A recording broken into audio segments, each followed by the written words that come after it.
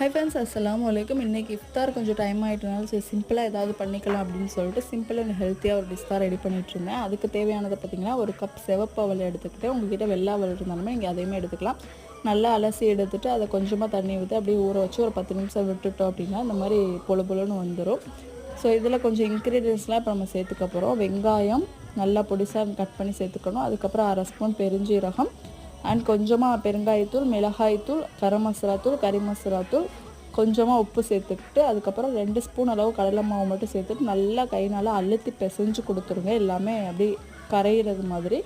அதுக்கப்புறமா அதை குட்டி குட்டி உருண்டையாக பிடிச்சி இந்த மாதிரி வடை சேப்புக்கு தட்டி ஃபுல்லாக ரெடி பண்ணி வச்சுக்கிட்டு, இது வந்து நம்ம டீப் ஃப்ரை பண்ணணும்னு அவசியம் கிடையாது.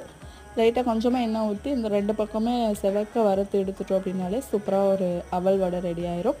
ட்ரை பண்ணி பாருங்கள். வீடியோ பிடிச்சவங்க லைக் பண்ணிடுங்க, சேனலை சப்ஸ்கிரைப் பண்ணிடுங்க. தேங்க்ஸ் ஃபார் வாட்சிங்.